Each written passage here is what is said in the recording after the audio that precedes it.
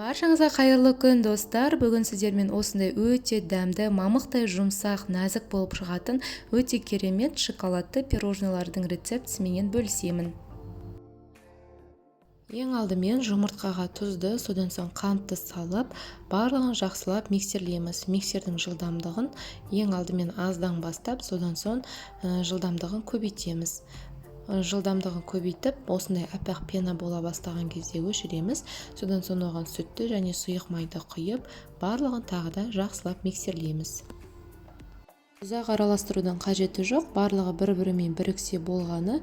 Енді оған електен өткізілген ұнымызды, қопсытқыш және какаомызды қосып, миксерді қоспай жай араластырып, содан соң миксердің жай жылдамдығында миксерді қосып, барлығын жақсылап біркелкі масса пайда болғанға дейін араластырамыз. Біздің қамырымыз дайын. Оның консистенциясы осындай болуы керек, яғни қатты қою емес, осындай болғаны жақсы. Қазір оны алып, осындай формаға пергамент қағазын төсеп, жаңағы қамырымызды құйып шығамыз. Пешімізді алдын ала 170-180 градус аралығында қыздырып аламыз. Қызып тұрған пеште шамамен 15-20 минуттай қамырды пісіреміз. Барлығы біркелкі жағылу үшін лопаткамен шеттерін тегістейміз. Қамыр піскенше кремін дайындаймыз. Ол үшін бізге салқын 33%-ден жоғары болатын кілегей қажет. Оны алып миксердің жай жылдамдығында қоюланғанша миксерлейміз. Содан соң творожный сырымызды қосып, 3 ас қасық қант ұнтағын қосамыз. Барлығын миксермен осылай алдымен қоспаймыз, содан соң қосып барып, барлығын жақсылап араластырамыз. Миксердің жай жылдамдығынан бастап оны көбейтеміз. Креміміз қоюлана бастағанда миксерді өшіреміз. Біздің креміміз дайын.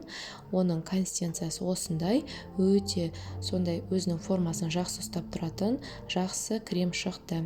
Енді оны осындай кондитерлік қапшыққа салып аламыз. Менде осындай насадканы пайдаланамын. Оны кондитерлік қапшыққа салып, ұшын қиып аламыз. Біздің насадкамыз дайын. Енді оны алып, осындай банкаға салып, креміміздің барлығын жаңағы кондитерлік қапшығымызға саламыз. Видеода көргендеріңіздей крем өзінің формасын жақсы ұстайды.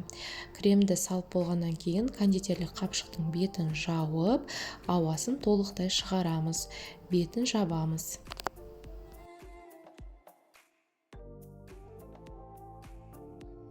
Қамырды пісіріп алдық, оның піскенін ағаш таяқшамен тексереміз, ол құрғақ болуы керек.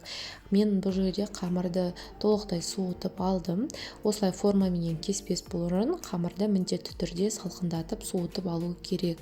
Сол кезде қамырларыңыз әдемі болып кесілетін болады. Осындай насадканы пайдаланып, осындай дөңгелек формадағы кішкене пирожныларды дайындаймыз. Міне біздің қамырымыздың барлығы осындай әдемі болып пісіп шықты. Ортасын кесіп алған бөлігін алып, қалған бөлігінің барлығын осылай қолымызбенен үгітіп шығамыз. Біздің кішкентай ұсақ түйіршіктер пайда болады. Кесіп алған дөңгелек қамырларымыздың үстіне кремімізді жағып шығамыз. Видеода көрсетілгендей шеттерін ғана жағып, ортасын қалдырамыз.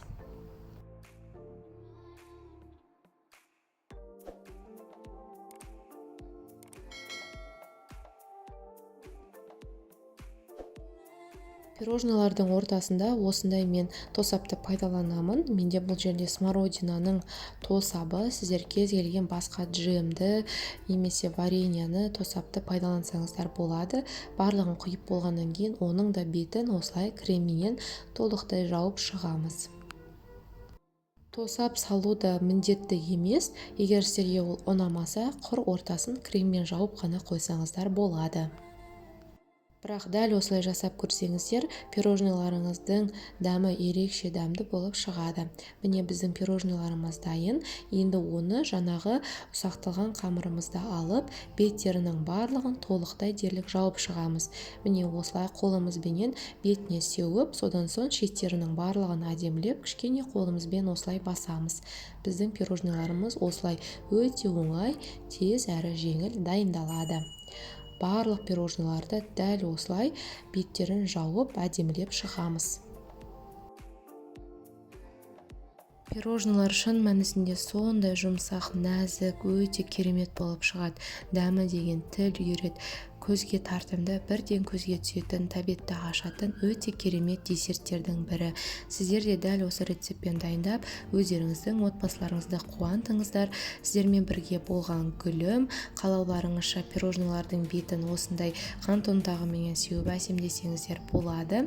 Астарыңыз дәмді болсын. Видеоны соңына дейін қарап менімен бірге болғандарыңызға алғыс білдіремін.